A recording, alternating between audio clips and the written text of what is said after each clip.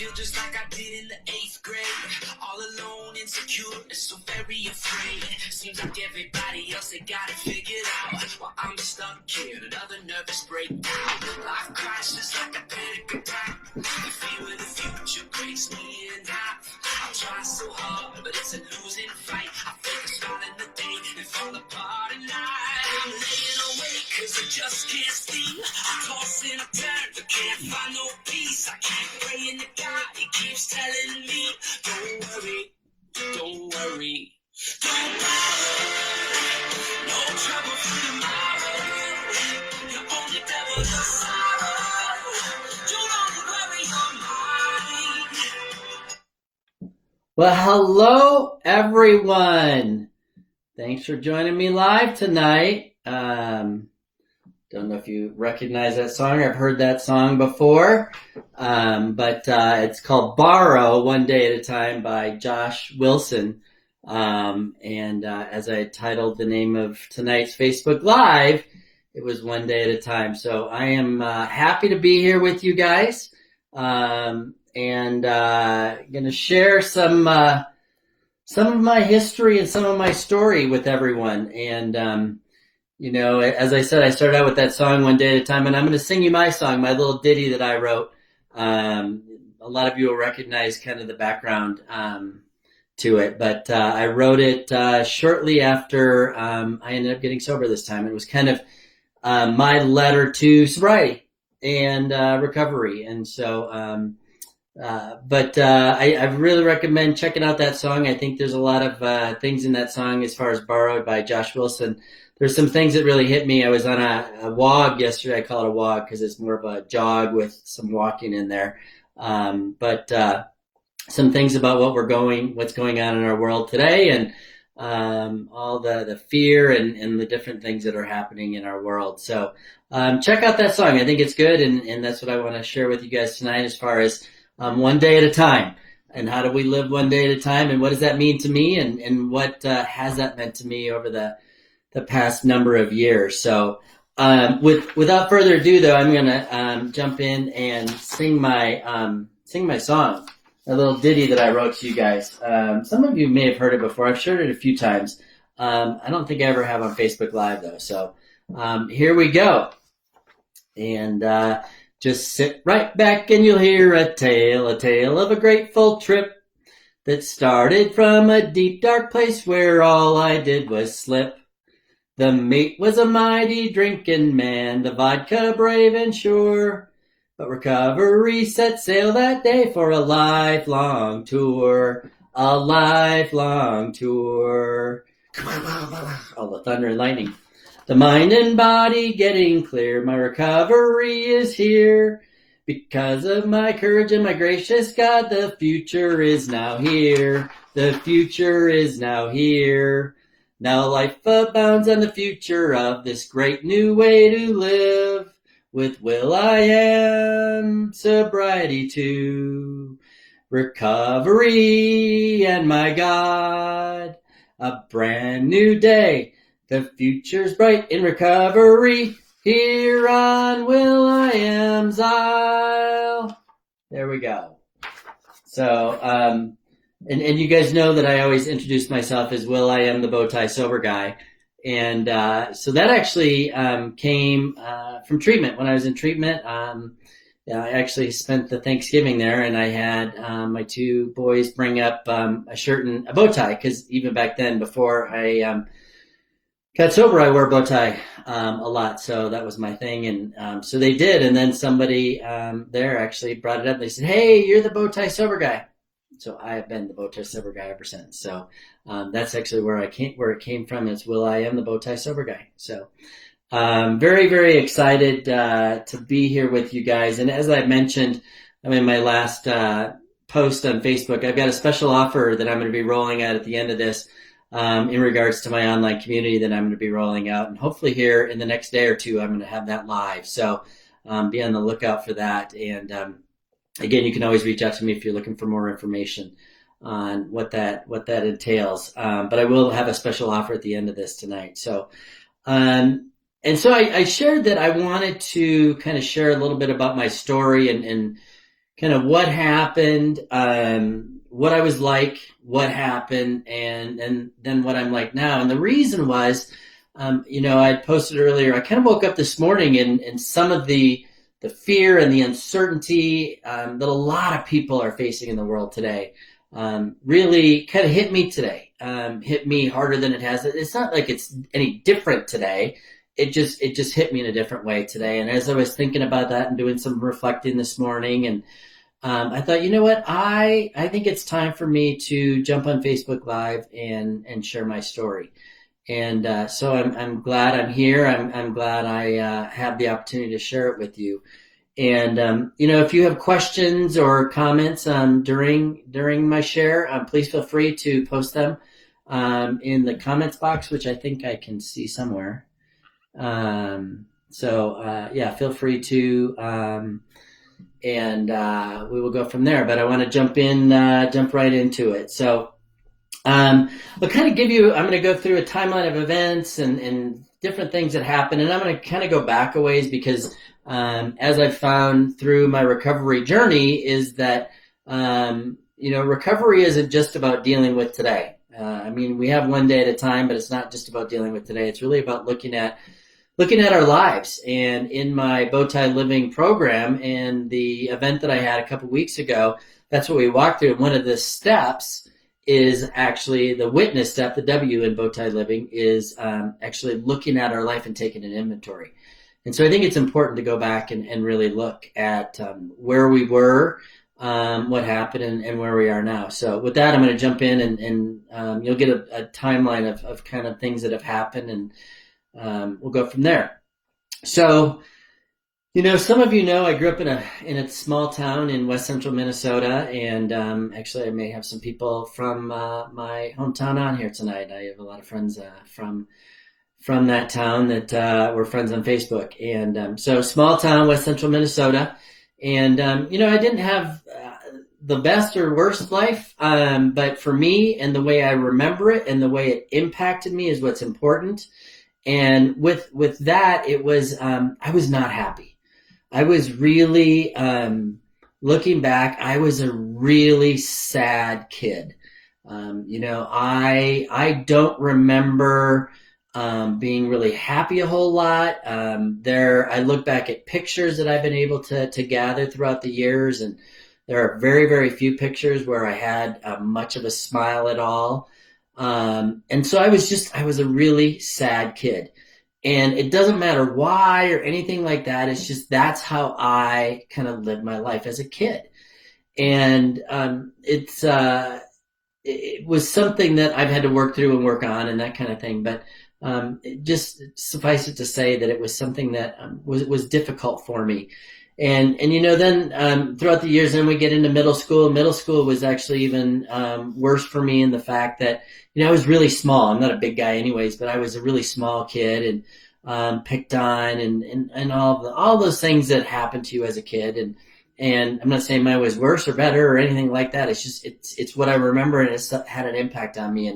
And so I was picked on and went through middle school like that, and things are different now than they were back then. And but that had an impact on me, and it was something that, again, with my small size that I was tiny. I wasn't over 100 pounds or 5 foot tall until I was 16 years old. So I was a little kid, very little kid. So I had to deal with that as well. Hey, thanks, Marty. Hey, man, I hope you're feeling better. Great to have you on. Thanks for jumping on. Don't worry, he doesn't have the coronavirus, but he's had some other stuff. So, good friend of mine. So anyways, then I get into high school, and high school was, it got to be a little bit better. I grew, so that was helpful, but I still just was not a happy person. I just wasn't happy, and I tried to excel because one of the things that, looking back, was that I just didn't feel. I didn't have the best of support system in place. Let's put it that way. And so I really tried to excel through sports and academics. And I wasn't the smartest kid, but I tried where I could, And, I was a good tennis player. I was good at debate and speech, which is maybe why I like doing these kinds of things. I don't know. Um, I tried to excel at those things and just trying to get some of that attention that I was desiring. And it just wasn't there. And again, not to feel sorry for me. It's just the way it was. And it's my story. And so then in high school, I was very fortunate enough that one of my high school teachers, really, he has no idea that he was instrumental in me and my development and growth and that as a person, looking back at it. But he really tried to guide me in a different direction because he could see some of that sadness and that just not a happy person in me and challenged me with that. And he's the one that got me into debate and into speech and those kinds of things. And I'm eternally grateful to that man for that because, he saw what I was dealing with and what I was struggling with and what was going on inside of me. Never said anything about it, which is so cool, but did try to push me and guide me through that. And then, of course, I, in high school, found alcohol. And I remember very vividly the first time that I'll say get drunk, I guess. I didn't really drink a whole lot prior to that, maybe sips here or there or something like that. But I remember the first time and I was 16 and, that's old for some and young for others. Doesn't matter. That's what it was for me. And I remember that feeling that it gave me. And it was very different than the way that I felt on a regular basis. And I liked it. I liked it too much. And really, when I look at that in my recovery journey and my abuse of alcohol and all the things that have happened that I'll share with you tonight, it definitely affected me different than it affects a lot of people. And it changed the way I looked at myself. It changed the way I looked at other people. It did something that it doesn't do for normal people. And that's not a good thing. Because what happened again over the years and as part of my story is that I became dependent on it, because I didn't know how to live, without that. And I even in high school made decisions based around me being able to party or drink. Those are decisions that I have to live with today. And they weren't like huge life-changing decisions or anything like that, but they were decisions that had an impact in my high school years. And they weren't major things, but they were significant in the fact that I chose at that point in time alcohol over these other things. And I bring that up because now when I look back at that, a lot of my life, I did that very same thing with all kinds of different things. And I would bet that there are many of you that are on here that are watching that, may do the same thing, may use something else. It doesn't have to be alcohol. There's a lot of people think, oh, well, I'm not an alcoholic. This doesn't pertain to me. Well, I don't agree with that. You know what? I work with a lot of people that alcohol, they have no issues with alcohol, but you know what? They have issues with spending money. They have issues with money in general. They have issues with online gaming. They have issues with pornography. They have issues with internet usage. They have issues with isolating. There's all kinds of things. Mine was alcohol. And so when I talk to you about all these things, look at your own life and see, are there things that you are putting in front of other priorities, which is what I did at the age of 16. Actually, I would think I was 17 when I made the decisions, but still, I'd been drinking for less than a year and I was making decisions. And so I ended up graduating from high school and all that's great. And, really all I wanted to do was escape. I wanted to leave and get as far away from my hometown as I could. And no offense against those people that still live there and my family that still lives there. It's a great town. It's a small town. It had nothing for me. And like I said, what I've learned is I am a runner. I like to run. It's not that I hide necessarily, but I like to leave. And I like to run away. And I learned that at a very young age. And so, as soon as I could, literally as soon as I could, I left. I left my hometown and I went up to college. And that was all grand. It was great. Get into college. And you know what? I'm away. I'm on my own. And what do we do when we get into college? Not we. I shouldn't say we. people like me, what do? We find that it's a great place to party and to do different things. And I did just that. I went to one school my freshman year and partied and partied and partied and didn't really like the school. It wasn't my thing. I didn't really fit in there. But I have found out that that's another issue that I work on as far as belonging and where do I belong and where don't I belong and feeling like I don't belong. But it wasn't the right fit for me. And so then I transferred to another bigger school. And at that school, I went off the rails. I was partying like crazy, and I decided that I was going to bring drugs into the equation too. And I don't share this again, it's part of my story. And I was partying like crazy. And what ended up happening was I finished my second year of college and everything was fine, but I had no idea what I wanted to do. And I was completely wasting away at college because I'm like, I'm not doing anything. I'm partying and going to class, but I don't know what I'm going to do. So I quit school. I quit school for about a year and a half and, did some things in there and then went back, actually to a third college, which is the college that I ended up graduating from. And everything was fine. Everything was dandy. And, again, I partied and partied and partied because that's what the people I hung around with and that's what I did. And I say the people I hung around with the partiers. It wasn't that was necessarily what everybody did. That's just who I chose to hang around because that's what I wanted. That's what I felt that I fit with, which is just really crazy when I talk about belonging a minute or two ago. To think that I fit with partiers, but I don't fit with people that don't. So again, these are all things that I've learned in my recovery journey. So I graduated from college. And I have a friend that had moved to Phoenix, Arizona, and I said, you know what? I'm going to up and move. I'm going to go to, again, what do? I run away. And so because I'm always looking for something better, something bigger and brighter and fancier and shinier. And that's what I did. So I moved to Arizona shortly after I was there. I actually got hired, which was awesome, right out of college by a restaurant company that they wanted to hire me and start me in their management training program. But it meant I moved to Houston. And so I'm like, well, that's fine. I don't mind moving. I like change. And so I pack everything up in my car, moved to Houston and spend the next year in Houston where I partied. The first 6 months I was there, I was pretty good. But then drugs kind of came into it again and I was in a restaurant. I ended up getting robbed at gunpoint. I was closing up the restaurant one night. Two guys came in and robbed the restaurant, put a gun to my head, and I wasn't a big fan of Houston anymore. So, and I was partying like crazy. That was my first attempt at sobriety was when I was in Houston, right towards the end, right before I was held up. I had gotten to a point where I knew something wasn't right.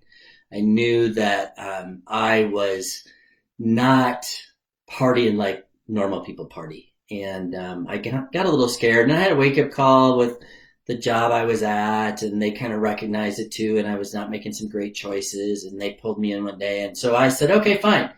And I quit. I quit everything. And that was literally my first time that I had probably gone for more than, say, a couple days. I was 20, how old was I then? 23 or 24 years old. It was the first time that I had gone for more than probably a week since I had been 16 years old, so 8 years without putting something in my body. Which, again, you'd think that would be a good sign, but I didn't know any better. I didn't know anything about alcoholism. I didn't know anything about drug addiction. I didn't know anything about any of that stuff. And so I just quit. I quit on my own and didn't do anything about it. I just said, I'm done. And so I did. And then I got held up and they ended up transferring me back to Minnesota, actually. I went to Minneapolis and was there for a while. And then this company ended up moving me a bunch.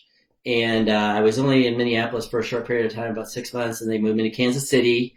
And I was in Kansas City. And that's actually where Paula and I met, which is another great story that you may or may not hear sometime. But we ended up getting together, but I was only there for a short period of time. And so after we had kind of decided that we wanted to see what our future might hold. I was transferred to Chicago. So I moved to Chicago. She followed a few months later, and we hated it. I hated Chicago.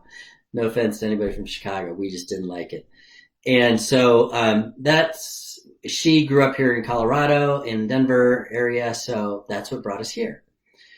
So we come out here, and you know what? Life is actually not bad at that point in time. I am partying, but we're young, and you know, we're a young couple, and we moved here, and so back then I was in the hospitality industry, and everybody we knew was in that business, so we would party and have fun and that kind of thing. But it was never anything that was completely off the rails. But then we found out that she was pregnant, and then so we started our family, and you know, the next 15 years were kind of like that. They were just kind of like, you know what, we are building a family. We're building our careers. We're raising our children. We're doing the things that you're supposed to do, right? That's what we're taught. We're taught to do these things. And, you know, you grow up, you go to college, you get a good job, and then you get married and you have kids and you raise them, and you live happily ever after. I wish that was the case. But we spent probably the next 15 years or so doing those things, really pursuing our dreams, pursuing things. Unfortunately, we kind of got caught in that rat race as well, and really pursuing all those things. And it was great, and we were doing really, really well. Raising the two boys, we did the whole kids and sports thing, and you know, every weekend, most nights of the week, and they're 4 years apart, so they were in very different areas. Luckily, they both played pretty much the same sports, so that was good. But we did that, and things were good until they weren't. And then, and this is the reason, this is really the start of why this came to me this morning when I was thinking about sharing my journey with you guys, is the recession hit in 2007 and 8-ish kind of thing, and really went on for a number of years. But I, in 2008, was wooed away by a company. I had a good job, making good money, doing really, really well. But this company that kind of had some, had just some allure to it, wooed me away to go work for them. And so I did. So I jumped ship from where I was at, and I had been with this other company for, I don't know, 2.5, maybe 3 years, and went to work for this new company. Well, the new company I went to work for, I started in May of 2008, and we were in an industry that ended up being completely decimated by the recession. And unfortunately, I had a position of leadership, and in an industry that literally it was sales. We were trying to sell things, and we were selling to the real estate industry. And if you remember I started with them in May of 2008, and in June of 2008, the real estate market literally crashed. And I was trying to sell to realtors. Well, the real estate market was dead. There was nothing going on. So, long story short, I was there for 1.5 years, made it through some layoffs, but not one of the rounds of layoffs, and was let go or laid off about 1.5 years later. And so in July or August of 2009, I was laid off. And if you remember that time in our country, the recession was in full swing, and my background was in industries that were just really, really struggling. All industries were, but really, really struggling, which again brings us to where we're at today, and why I wanted to share my story. And this was kind of the start of my I guess downfall, for lack of a better word, but my progression into full-blown alcoholism. And I was laid off, and over the next 6 years, I spent about 3 of those years unemployed, because again, the recession was going, and there was just no work. And even in those 3 years that I did work in that period of time, there was, there were some jobs, but I wasn't making the same kind of money. And we had built, this fine lifestyle prior to that, and we're doing well. And Next thing you know, it's all gone. Literally was all gone. And what happened to me inside of me, and emotionally, and even mentally, was nothing short of dramatic and drastic. I had a lot of feelings of I'm a failure. I can't provide. It was just I went back to the times as a kid where I was just sad. I was sad all the time. I didn't know what to do. I had no hope. I had no clear direction, and there wasn't a lot of hope out in the world either. Just because the whole country and the world was suffering in this Great Recession. And again, I want to share this with you because I feel like we are coming up to that point in time in our country where there are going to be others that are going to be facing that same thing that I went through back then. And again, it lasted up until about 2017. Now, there were some better times in there, and I'll share that in a few minutes. But what happened then when I was laid off in 2009 was that was really the start of me progressing down a drain of alcoholism and using that to cope with everything because I didn't know how to cope. I didn't know how to deal with it. Like I said, I felt just empty. Completely empty. I had the biggest hole inside. I didn't feel like there was any hope, that there was any future, that I didn't know. I thought I had to do it all. I thought I had to somehow, I was taught as a kid that you gotta put on your boots, go out in the field and start working. Now, I wasn't a farmer, but I had relatives that were, and I had friends that were, and that was what I was taught. Well, I was struggling with that because I had unfortunately put a lot of my self-worth in what I did for work and in my career and my profession.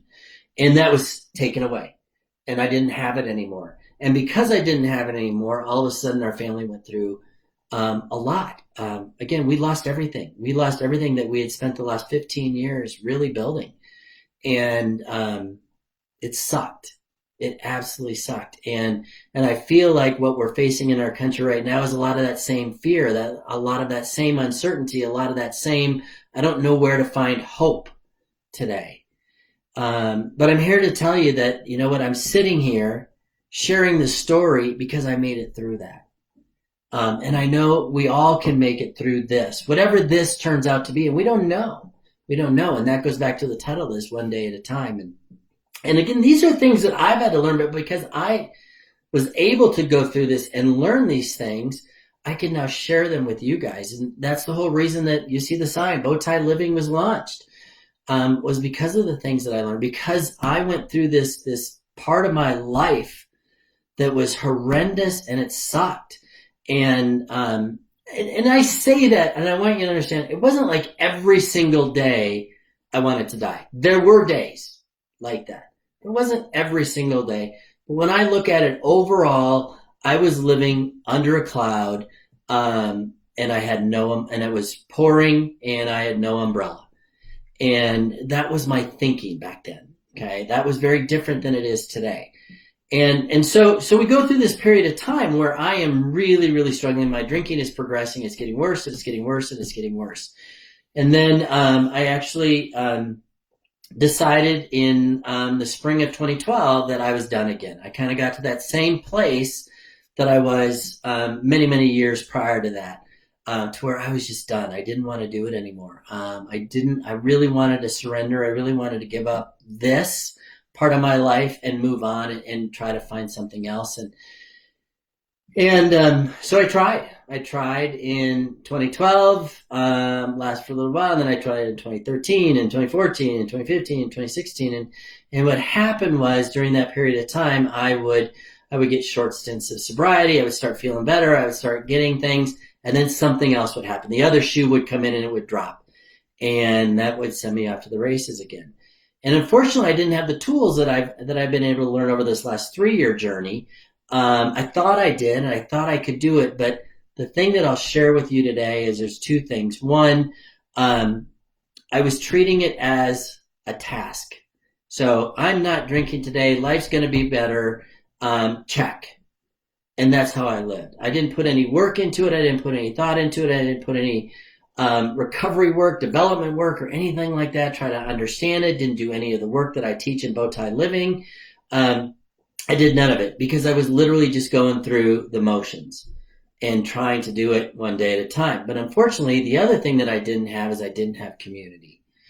And I tried to have it, but I was so far down my spiral that it was hard for me to see even a speck of light at the top of that tunnel. And my hope is that those of you that are watching this, or if you watch it later, that you don't feel like you're getting there. And if you do get to that point, or that ray of hope, that little light gets smaller and smaller, that you reach out, whether it's to me or someone else, it doesn't matter, but please reach out, because what I have found in this journey is that community is so vital and so important.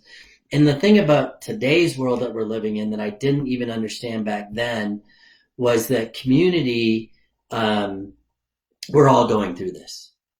We're all going through the same thing, some at different levels than others, but we're all facing the same things. You know what?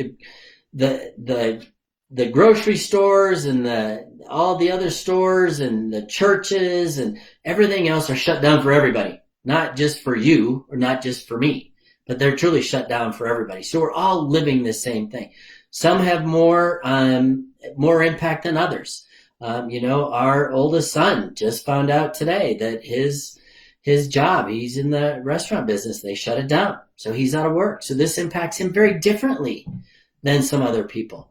So I don't want to minimize the impact, but what I do want to say is that community, we are all going through this. All of us in the communities are going through this. And so anyways, back to my story. So I was trying, and I would try to make things better, and I'd get these little ray of hope and these little rays of sunshine here and there. I'd get a new job, and it was a good job, but even that wasn't enough, and I just kept relapsing. And then I guess it would have been in 2017, I was really done, and I thought I was done, but I was at a point where I couldn't even figure out what that looked like.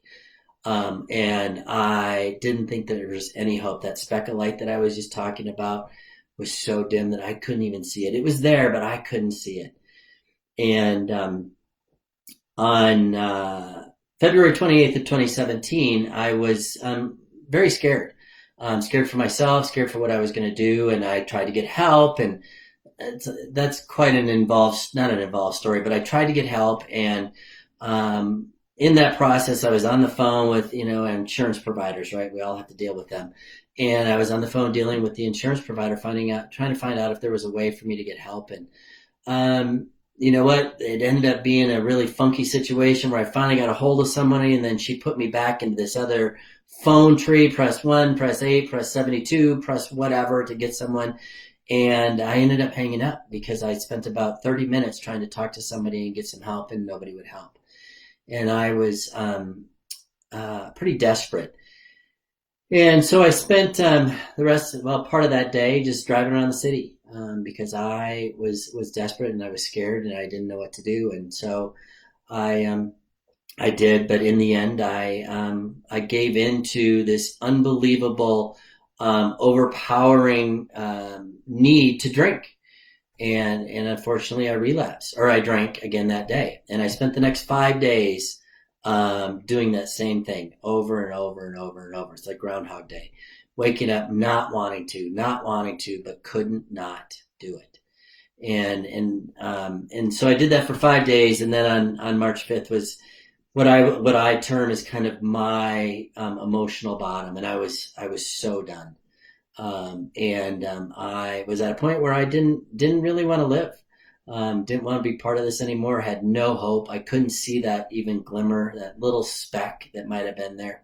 I couldn't see it anywhere, and ended up driving myself to the emergency room, and that got me a hospital bed and then a 4-day stay in a psych ward, because I had mentioned to them that I didn't want to live here. I didn't want to live on this earth anymore. I didn't want to be here.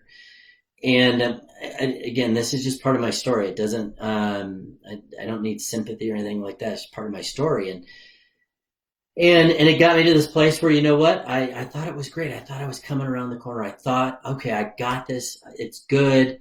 I'm sober. I haven't drank. I feel good. I'm going to get this thing turned around. And I had a job at the time, and or I had a certain job at the time, and they were awesome to me and let me take the time off. And then, um, so I started doing the program. I started doing what I was being taught. But again, I go back to, I was doing this checkbox stuff where I was following the rules, so to speak, but or the guidelines, but I had no heart. It was all up here. I thought that I had a spreadsheet. I had a spreadsheet going. I mean, it was just crazy. It was totally about doing it all from a cerebral point of view rather than a heart point of view.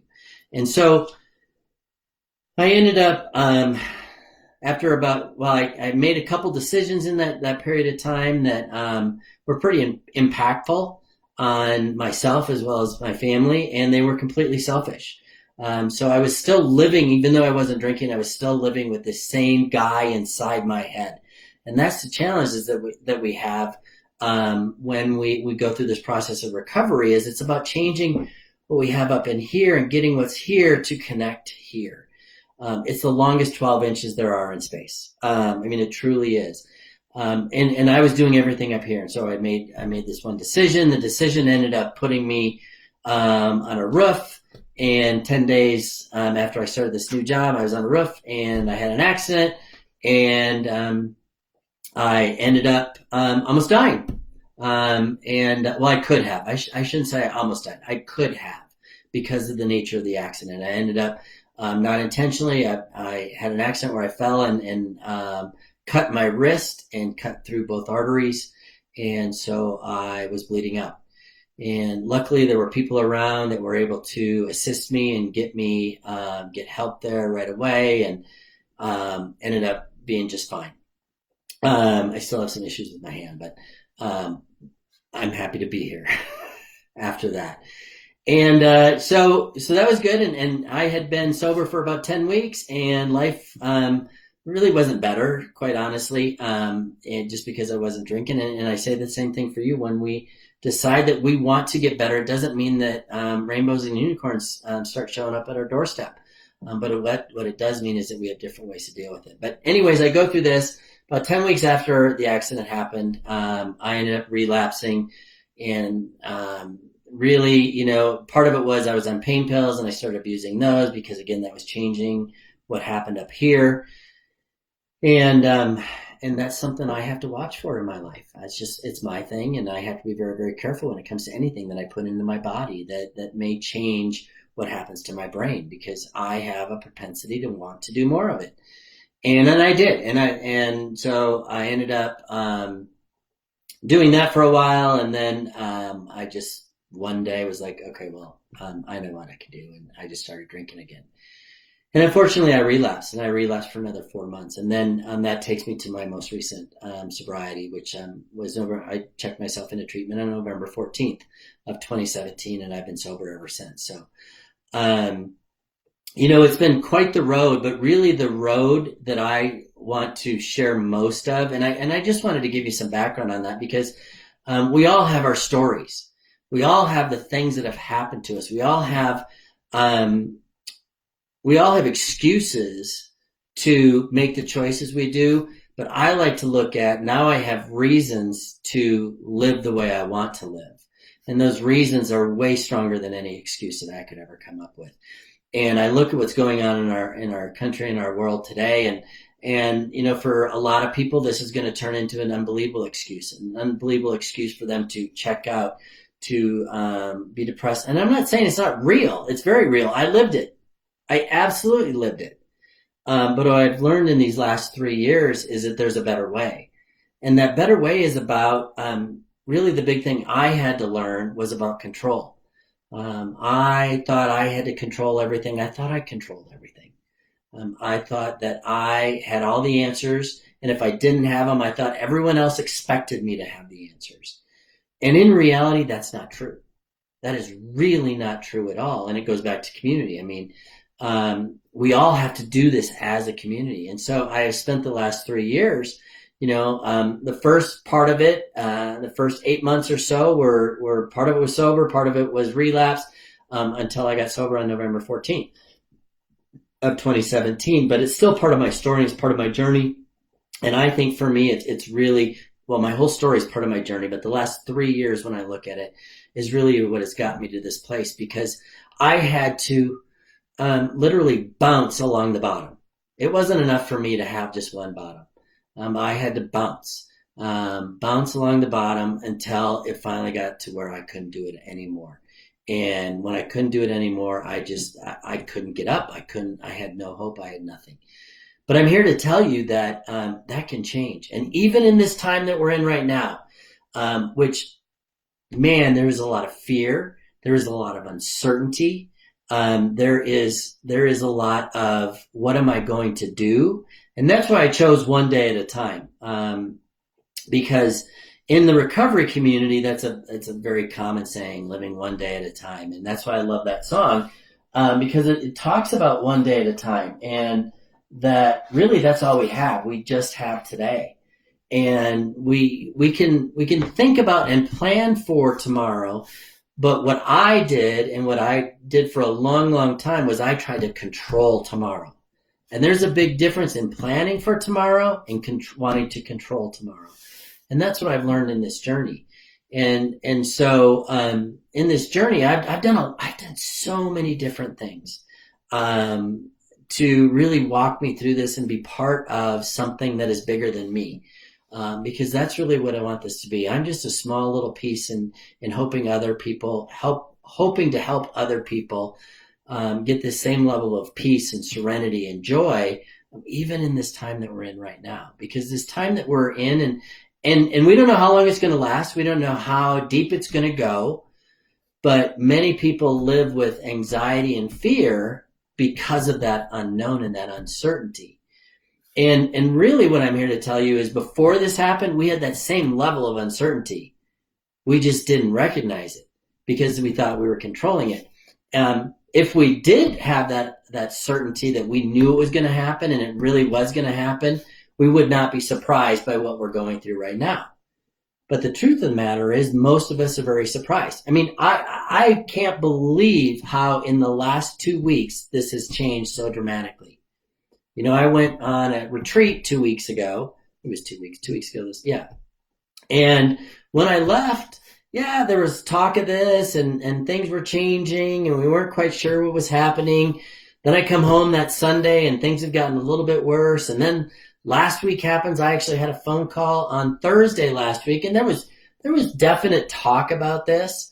And then all of a sudden, you look at the last week, and it's changed in every day it changes more. And that uncertainty and fear is what can drive so many of us into a place of sadness, into a place of unsuredness, and fear and all those things. And I get it. Believe me, I've been there. I've done that. When I went through this for, it was 8 or 10 years. I lived that way for that long, living in that space. And I'm here to tell you there is a way out, and we will get through this. And I don't know what it looks like.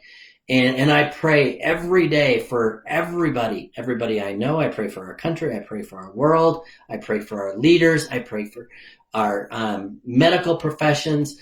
Pray for the workers that still have to go out there and stock the shelves of the grocery stores after this mad chaos that we've gone through over the last week. Because we will get through this. And I don't know what it looks like, and I don't pretend to know what it looks like. And I'm not going to tell you that I don't have fear. I don't have uncertainty. I absolutely do. But what I've learned in this journey over the last couple of years is that uncertainty and fear today is a feeling that I have, but it doesn't define who I am. And I think there's a huge difference there, that we can take all these things that are happening, all the impacts that'll have on it, because the impact that my recession had on me back then when I lost my job was, I took that as, I'm unworthy, I don't deserve to be here, nobody loves me, I am not respected. I don't have anything of value to add. I mean, I took this to a place, and all it was nobody, there weren't jobs. But I took it as this is a direct reflection of who I am. And I challenge you and encourage you, if you're watching this, don't let this happen to you. Because we will get through this, and there is hope. And I don't know what that hope looks like for you. I don't know what that hope looks like for me, but I do know that there is hope. And for me, that hope comes from trusting in God, trusting that no matter what happens, it's all for a greater good. And I don't know what that good is. I can't pretend to know what that good is. I used to want to. I used to want to know everything and think I knew everything and thought I knew best. But what I've learned in this journey is that, you know what? I don't know best. What I do know is what I can do and the impact that I can have and how I can show up for myself, for my family, for my friends, for my church, for anybody I'm around. That's how I can show up. Hey, Jerry, how are ya? Will I am, the Bowtie Sober Guy. Keeping it real, man. Thanks for jumping on. So I encourage everyone. This is a crazy time. It is an absolutely crazy time, and we don't know. And uncertainty creates this horrible sense of fear in people. But you don't have to let that define you. You don't have to wake up in the morning and worry about what's going to happen, because quite honestly, before this happened, there are more things that could happen to you that are catastrophic. The odds are that there are other things that could happen to you. The odds are greater.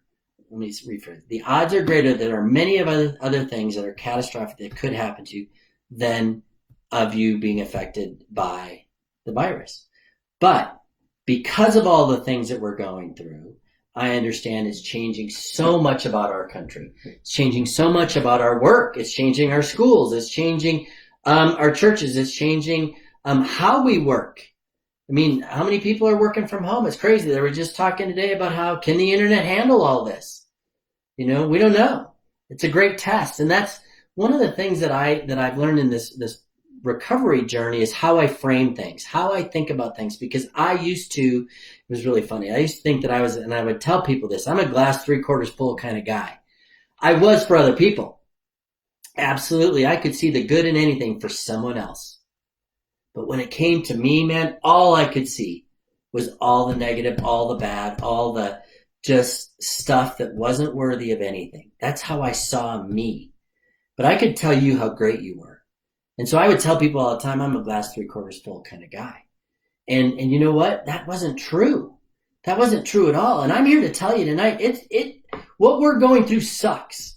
And it's fearful and it's scary and we don't know what's going to happen. Absolutely. That is the truth. That is the absolute truth. But I'm also here to tell you is that, you know what? We get a choice today on how we respond to what happens to us. I'm not saying it's easy. Man, it's not easy. It is hard, and it's harder for others than it is for some. And I pray for those people because you know what? It is a challenge. But you know what? Anything worthy to have is worthy to fight for. And so my encouragement is, what are you going to fight for? Are you going to fight for living through this and getting through this and trying to find good?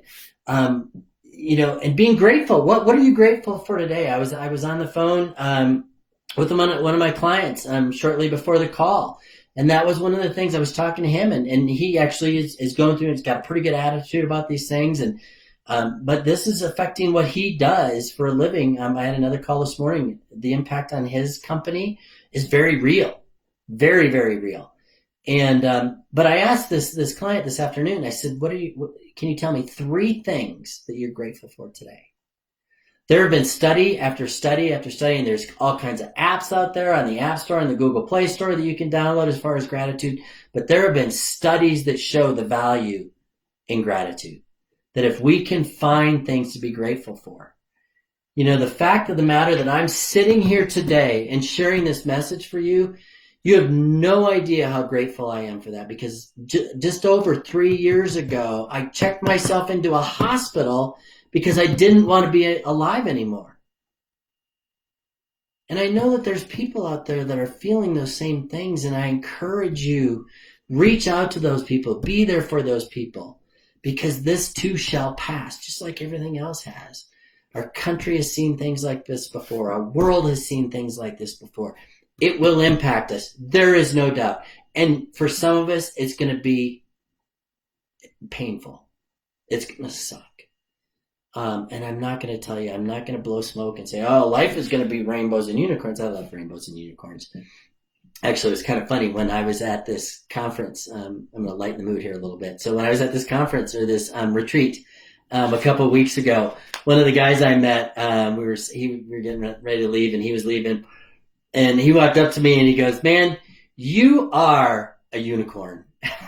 I said, well, actually, I should move here. I'll move like this. Does that make me look like a unicorn with my logo? It's just a bow in my hair. But he said, you are a unicorn. You are one of a kind. And you know what, man, that makes me feel awesome. Because I do feel that way. You know what? And I'm weird. I know. I'm unique, right? Just like a unicorn. But again, going back to this, life is not necessarily going to be hunky-dory. It's going to be difficult. But we will get through. Oh, thank you, honey. She's grateful for her unicorn. That's so nice. She's in the other room, so that's why I said it so loud. But she can hear me. She's watching. And I love you. So we have this opportunity in front of us to look at things with different glasses, to look at things through a different lens.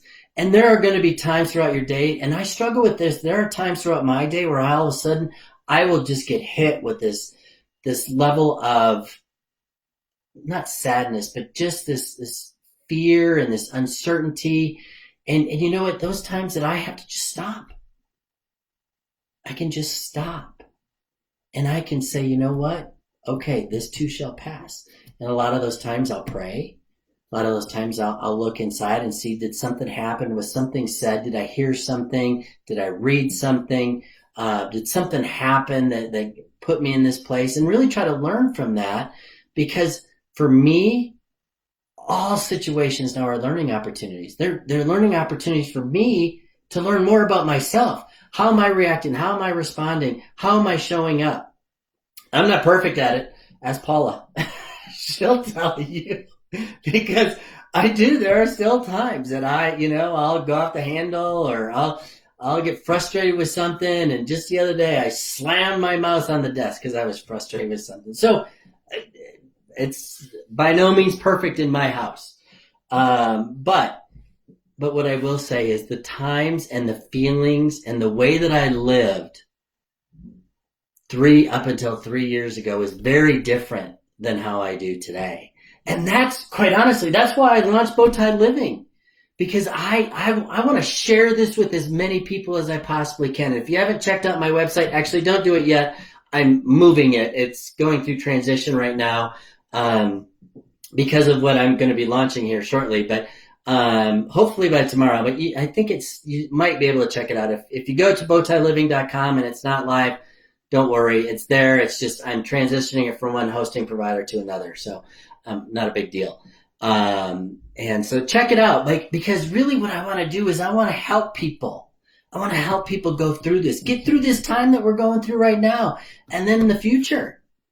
And so what I'm going to be launching, and hopefully here in the next day or so, I know I mentioned it Sunday on my Facebook Live and was hoping to have it done. Again, there's a lot more to do, which is always the case in my, I get it done in a day. I have a friend of mine that we used to do projects together on our houses, and his line to me was 3 hours max, 3 hours max. So maybe that's where I got it from. It'll just take me a day.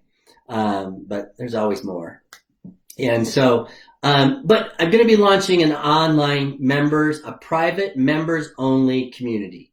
And this community is going to be built only for members. It's going to be very, very private. But I'm building it with all kinds of love. It's going to have support, encouragement, and really it's going to be designed for a place for people to come in and be community. let's be community together. Let's talk about the good. Let's talk about the bad. Let's talk about the things that we're struggling with. Let's talk about the successes that we're facing. It doesn't matter where you're at in your life or what you're going through, because we're all going through something right now that is bigger than all of us. I mean, it is. And we are being put into situations that we have no control over. And as I mentioned earlier, control is one of the biggest things that will spiral you out of control, is wanting to control. And relinquishing that and actually surrendering, in my case, to God, and giving him control and knowing that he's in control and trusting that he's in control gives me that hope.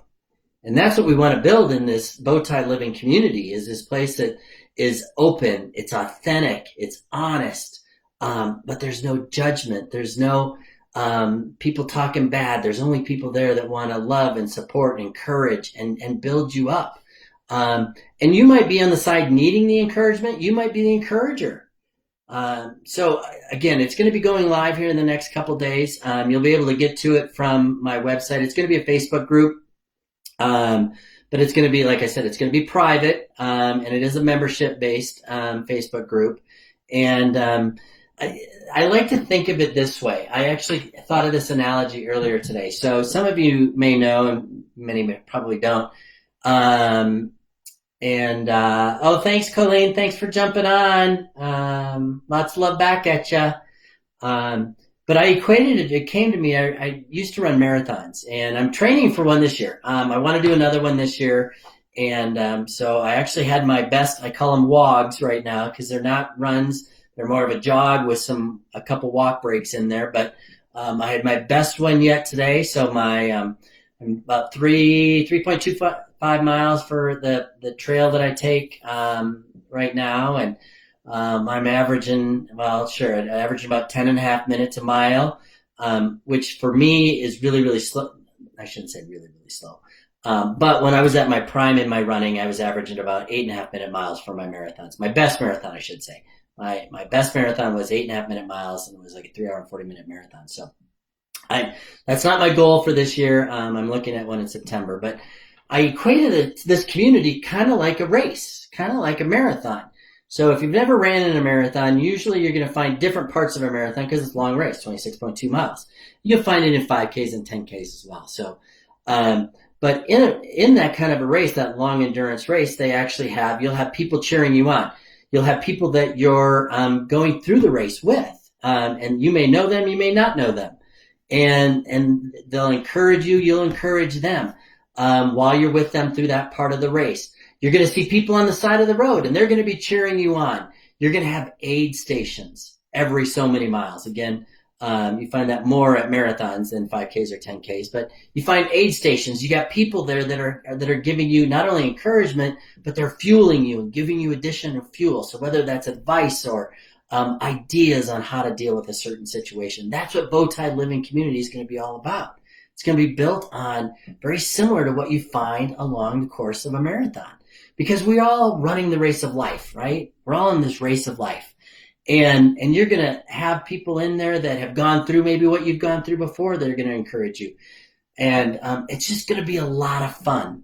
And we're going to have fun with it. I'll end up doing some webinars, some different trainings, some things around Bowtie Living and the program that I've created, and some different lessons. And those will all be part of it as well. I'm really, really excited for it to launch. I'm waiting for me to finish my stuff. But again, I got to get some other things in the way too. But it's just going to be that place for you to find that support, the advice and celebration for any of your questions, struggles, and even your successes. That's what's cool is, just like I can sit here and share with you that I've had all these things happen to me. A lot of them were self-made. Some of them weren't. But even with all those things, I can sit here and tell you that my life today is better than it ever was. It doesn't mean I have more. It doesn't mean that I'm in better shape. That's not what that means. What it means is that I have a joy and an internal sense about myself and about this world that I don't have to get from me, but I can get it from God. and I can get it from service to others. And those types of things. And it warms my heart when I get to do those things. And I don't have to live in that world that I lived in for 8 to 10 years. Well, and even before that, it was my whole life, basically. Excuse me. Sad, unworthy, not loved. I don't belong, scared, frightened. I lived the majority of my life that way. I don't do that anymore. I look at what we're going on now, and yes, I have fear, I have worry, I have anxiety. Not anxiety, I don't like that word. I don't have anxiety. But I have some fear, I have some worry, I have some uncertainty for sure. But you know what? I don't let that define me anymore. That's what Bowtie Living Community is going to be all about. It's going to be people just like you and I that come in and want to share and go through these journeys together. And so if you're serious about really wanting a better life, because I think that's what you deserve. And you can have it even through this time that we're in right now. Then this is going to be the place for you. It's going to be filled with all kinds of people. That's what's really cool. Because community can be fun, and who knows? There might be tears that are shed. You might find new friends. You could find new ways to work through something. There's all kinds of things that can happen with community. When you look at all the communities out there, look at Facebook, right? Here's a community for you. But this community has a real purpose, and that purpose is to walk through life, the race of life with each other. And as my tagline says in Bowtie Living, let's transform life's knots into Bowtie Living, because we all have those knots. We all have those knots, and they're all there, and some are big, some are small, some are tight, some are loose, but they're all there. But even a bow tie, even a beautiful bow tie, right, has a knot. But that knot is what keeps it all together. So let's transform those knots into Bowtie Living. It's going to be a community where we're open, we're fair, honest, and very, very welcoming with no judgment. And I'll be moderating it, and as it grows, I'll add moderators and all of those kinds of things. If you've been part of any kind of other type of community like that, you know what that looks like. So anyways, I'm going to be launching it, and the reason that I wanted you guys to stick around till the end was I have a special deal for everybody that was on live with me or watches the video later. Is that it's going to be launching, and the price is going to be $20.20 a month, because I'm launching in 2020. So I thought that was a good price. But what I'm going to do for everybody that watched and jumped on and watches till the end of this, or fast forwards to the end if you end up doing that. But if you type in, there's a special promo code that I'm going to give 50% off. And here's the deal with the 50% off. So it's 1010. So it's 1010 monthly for membership into Bowtie Living community, and what you're going to get to that is full access to the community. And since I'm just launching, what I'm going to do is for everyone that signs up, and I don't know how long I'm going to keep this open, and uses that code earlybird, for everyone who does and uses that code, you're going to be paying 1010, but you're going to be paying that as long as you're part of the community, and it's going to get you access to everything that's part of the community. So anything that we do on there, any of the webinars, any of the different trainings that I do, anything like that is tied to Bowtie Living, that is part of this group, you will get at no additional cost. So it'll be $10.10 a month, and you'll get access to it as long as you're a member. And I want to keep that. I don't know how long I'm going to keep that open, but I do want to keep it open for the people that jump on early. And again, I apologize, you can't jump on yet. But you can always reach out to me, and I will be sure to let you know as soon as it's live. But you'll have access to that. And then once that special is gone, then it's going to be $20.20 a month. And then there will be additional fees for webinars. And what I'll do for anything that's outside of the online portion, anybody that joins early with the early bird special will actually get a discounted rate to any of those events as well. So it's a great time to jump on and join. You guys have no idea how excited I am. I really feel like, even in this time of uncertainty, in this time of fear, in this time of not knowing what the future holds, that this is where God wants me to go, that he wants me to offer this to you guys. Because again, I have gone through this journey, and I don't want you to have to go through the same things that I did and feel the same ways I did, because it was not a good place. And if you're there right now, please reach out. Don't even wait for the community. Please reach out to me. I'm happy to get on the phone with you, or we can do a Zoom, or we can do a FaceTime, or whatever. Let's get you through that while I finish getting the community up and running. So I am so excited. And the last thing was I wanted to leave with you guys before I sign off tonight was, first of all, I love you all, and thank you for the support and encouragement. You have no idea what it means to me and how it warms my heart. But I used to have a saying, when I coached the marathons, I used to coach and train on how to complete a half or a full marathon. I used to tell people, and we did it in group settings, I used to tell people, although you may train by yourself, you're never alone. And the same thing is true with Bowtie Living, the community we're creating. Although you may be by yourself, you are never alone. So please reach out. Let me know you're interested. I'll make sure you can send me your email, whatever. Reach out in the comments, direct message, whatever you want to do. But please join us at bowtieliving.com.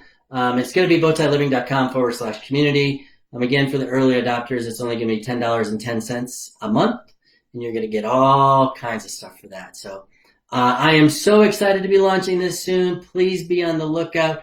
Thank you all for sticking with me. I told you it was going to be a little bit longer, a little over an hour. So I thank you guys so much for everything. And we will talk soon. But until we do, let me do this. I should have had this queued up. Until we do, I'm going to sign off with this. It's Bowtie, Sober Guy, peace out.